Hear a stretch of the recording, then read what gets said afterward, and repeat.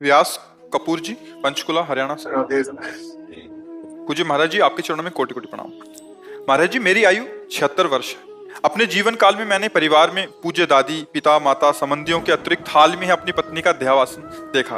महाराज जी, ये सभी अक्सर मेरे सपने में आते हैं। कोई बात तो नहीं करते, पर मैं उन्हें कष्ट में हालत में देखता हूँ। महाराज जी, क्या ये मेरे द्वारा उनके प्रति किसी प्रतिकूल व्यवहार का परिणाम है, या नहीं सेवा भाव में कमी, या नहीं, मोह? ऐसा कुछ नहीं है।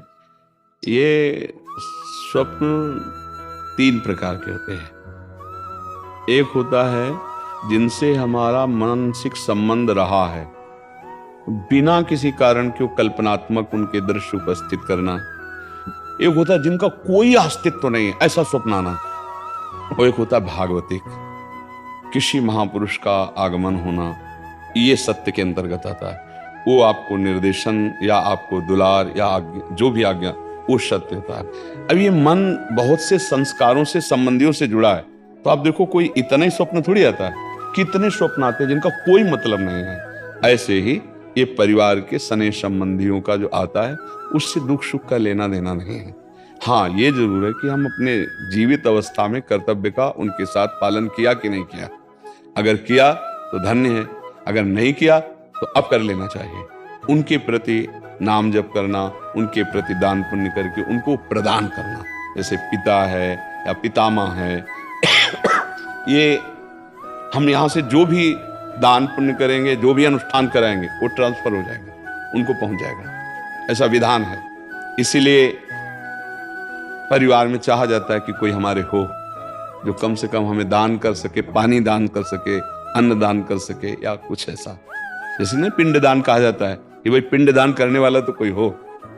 तो आप अपने पूर्वजों के लिए जो किए हैं वो आपको पता है, व्यवहार कैसा किया है। अभी जो आप किए हैं वो पता है। अगर करने की कोई आकांक्षा, ऐसा लग रहा है कि हमारे पूर्वज विपत्ति या दुख में है क्या, तो उनके लिए कर लेना चाहिए।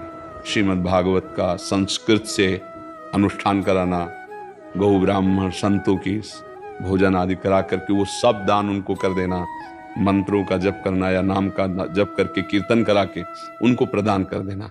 इससे उनका मंगल, जहां भी होंगे, जिस योनि में जहां भी, उनका उत्थान होने लगेगा, उनकी उन्नति होने लगेगी। ऐसा। और खास भगवान या भगवान के भक्तों के सिवा स्वप्न में जो कुछ, सब मिथ्या ही होता है। जैसे आप स्वप्न में देखते हैं मैं ये कर रहा हूं, मैं ये कर रहा हूं, तो कुछ होता है क्या? कुछ नहीं होता। अब लोग उसी में फंसा देते कि इस स्वप्न का क्या मतलब हो सकता है। कुछ नहीं हो सकता, स्वप्न है। राजा जनक जी एक बार सैया में पड़े सोए और स्वप्न देख ला कि हमारा सारा राज्य छिन गया और मैं एक भिखारी बन गया और बहुत भूख लगी है।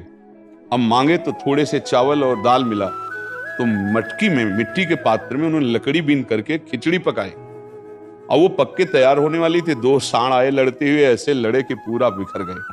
और भूख से व्याकुल, अरे ये क्या, ऐसे पूरा मेहनत किया हुआ सब भोजन, और आंख खुली तो महाराज जनक का सत्याग्रह। तो उन्होंने कहा, ये सत्य कि वो सत्य जो अभी जनक भूखा डोल रहा था, भीख मांगा और वो चावल दाल पका रहा था, वो जनक सत्य या ये सत्य?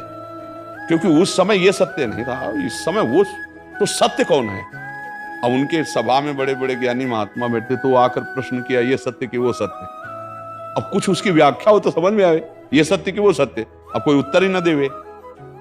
तो जब ये बात अष्टावक्र जी को पता चली तो सभा में नवीन अवस्था थी। सभा में आए और जनक जी से बात की। जनक जी ने पूछा कि ये सत्य कि वो सत्य? तो उन्होंने कहा, ना ये सत्य ना वो सत्य।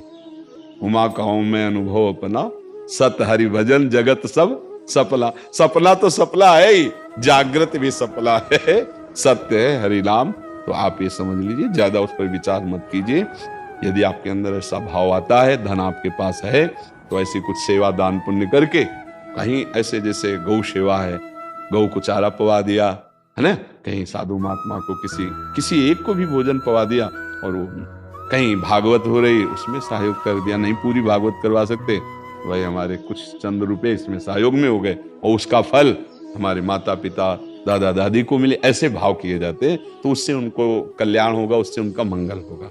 खुद नाम जप करे, मान लो एक माला में 108 नाम होते हैं, और 108 नाम जप करके हमने दे दिया कि हमारे बाप को प्राप्त हो, हमारे बाबा को प्राप्त हो, हमारी माँ को प्राप्त हो, तो उनको प्राप्त हो जाएगा, उनकी उन्नति होगी। एक नाम भी कल्याण कर सकता है। इसलिए स्वयं करे, अर्थ के द्वारा ऐसा करके कर दे, और बकाया ज्यादा स्वप्न का विचार न करे, ये व्यर्थ होते हैं। हाँ, कोई संत महात्मा है, भगवान का आदेश दे, वो बात अलग होती है, बकाया सब व्यर्थ होते हैं। ये व्यर्थ में फंसो मत। अगर स्वप्निक विचारों वालों से बात करोगे तो आपको फंसा देंगे। कुछ नहीं है, जब जागृत स्वप्न है तो फिर स्वप्न तो स्वप्न ही है। भगवान शंकर कह रहे, उमा कहूं मैं अनुभव अपना, सत हरि भजन जगत सब सपना। समझ रहे आप?